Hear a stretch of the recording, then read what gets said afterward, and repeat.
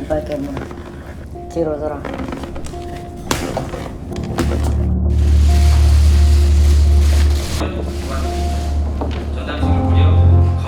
이 우원 생명을 걸고 모든 걸 다 밝히겠습니다. 사자 마음도 없고 폭행 보호당했다. 무슨 마음을 오셨어요 여기? 울분을 토할 일입니다. 가족이 다 있습니다 지금 저기에. 제 주변에서도 그런 말을 굉장히 많이 봤습니다.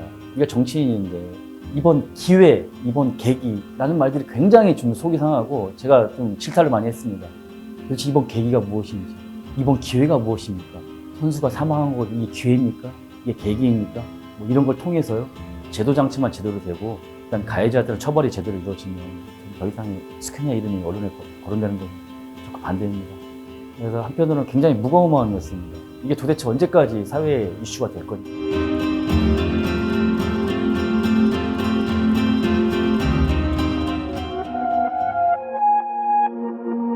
그때 또 다시 생각을 하다 보면 좀 제가 소름이 좀 많이 돋는데 이제 부모님들과 같이 와서 이제 생중계를 TV로 보니 부모님들이 너무 분노하신 거예요. 그래서 들어가서 같이 볼 수 없냐라고 물어봤을 때 제 상황은 굉장히 좀 난처했습니다. 당 입장에서는 상임위로 들어가지 않자는 어떤 입장이었고 그래서 제가 이제 그 당에 전화를 해가지고 상황을 정확하게 좀 설명을 하고 좀 들어갔으면 좋겠다 해가지고 들어갔던 부분인데 마지막에 이제 했던 얘기가 아직도 기억나는 게 우린 그러한 사실이 없으니 사과할 이유도 없고 사과할 조차도 없다라는 그런 말을 들었을 때 너무나 좀 울분이 터져가지고 국회의원으로서의 좀 자제를 하고 했던 부분이 좀 과하지 않았나라는 좀 생각을 하고 있습니다.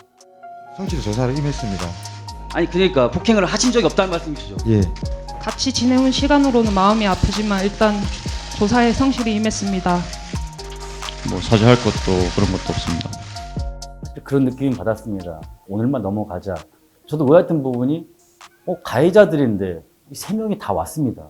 어떤 이유로 왔을까? 정말 죄를 사죄하는 의미로 왔을까? 아니면 본인들이 아니다라는 것을 알리러 왔을까라는 생각을 했었어요. 근데 아니다 다를까 제가 질문을 했을 때 억울하다는 이 표정을 짓는 겁니다. 이 순간만 넘어가면 되겠지라는 생각들. 이 부분에 대해서 해결을 하지 못한다면 국회의원이라는 신분이 뭐가 중요하겠냐. 그래서 그때 본의 아니게 의원 생명을 걸고 내가 끝까지 이것을 하겠다라는 그 말이 그냥 진심 모르게 나온 것 같아요. 그 지인들로부터 이런 이제 불행한 사고를 알게 됐습니다. 금요일 날 알게 되고 그래도 이제 고인의 어떤 발인까지 좀 우리가 끝까지 좀 지켜보자. 그게 예의지 않겠냐라고 생각을 했었습니다.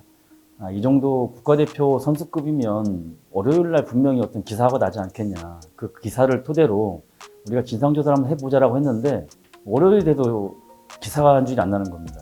그래서 빨리 좀 우리가 조사를 해보자 해서 아버님 만나고 그리고 체육회 이제 클린 스포츠 센터장 불러가지고 이런 진상조사도 하고 그리고 나서 이제 이걸 기자회견을 갖게 된 겁니다. 법안은 다른 건 없습니다. 크게 제가 중점을 두는 하나의 문구가 뭐냐면 신속 처리인 겁니다. 최석현 선수의 아버님과의 대화를 굉장히 많이 했는데 인권위에다가도 신고를 하고 스포츠 센터에다가 신고를 하고 그리고 경찰서에서 신고를 하고 그런데 와중에도 이게 방치된 겁니다. 어떻게 보면 우리 사회가. 그래서 이번 법안을 발의할 때 어떤 신속 처리, 그다음에 신변 보호 그거에 대한 최대 초점을 좀 두었던 부분이 있습니다.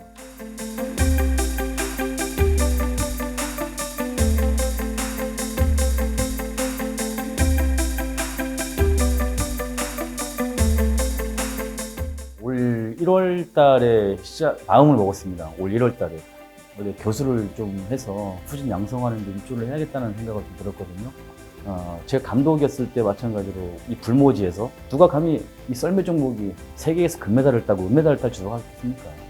하지만 평창이 끝나고 나서 훈련비가 없어서 대회를 못 나가고 그리고 이 몇몇 스태프들은 예산이 줄어서 나가야만 했었고 참 감독으로서 많이 울었어요 그때.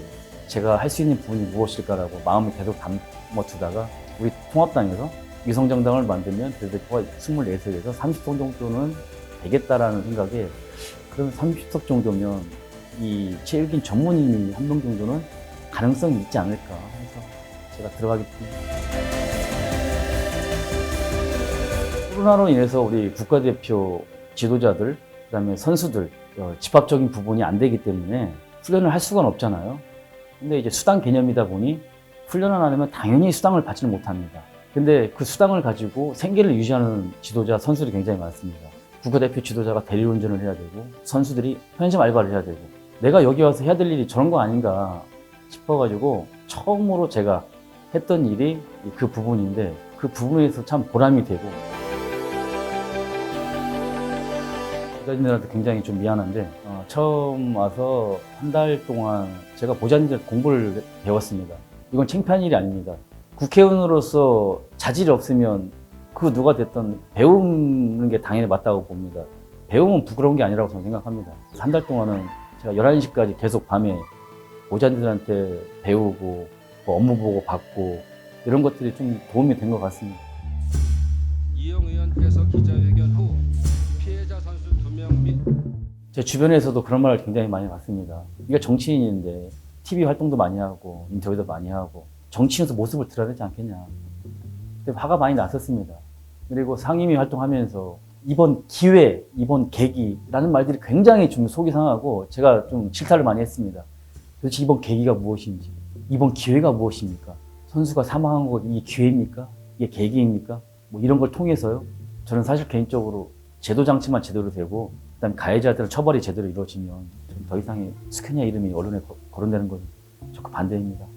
그래서 한편으로는 굉장히 무거운 마음이었습니다. 이게 도대체 언제까지 사회에 이슈가 될 건지 무거운 마음이었고 부담이었고 그래서 저는 한편으로는 빨리 좀 청문회가 이루어지고 그 청문회로 하여금 가해자들의 죄를 낱낱이 밝히고 검찰 조사가 빨리 이루어지고 처벌을 받아야 최수근 선수의 억울함을 풀고 그러고 나서 어떤 부모님들이나 관계자들이 좀 편안한 마음을 좀 가졌으면 하는 바람. 체육회에 이제 재심 청구를 했는데 그건 반영되지 않았고요. 똑같이 이제 팀닥터하고 감독 장윤정 선수까지는 영구 제명 당했고 김도환 선수는 10년 자격정지 당했고요. 그리고 이제 연락이 되지 않았던 이제 장윤정 선수도 지금 이제 검찰에 이제 조사를 좀 받고 있는 중이고 김도환 선수도 마찬가지고요. 그래서 우리 사회가 정말로 진실되고 법치 국가라면 그들에 대한 또 명확한 판결이 나오지 않을까라는 생각하고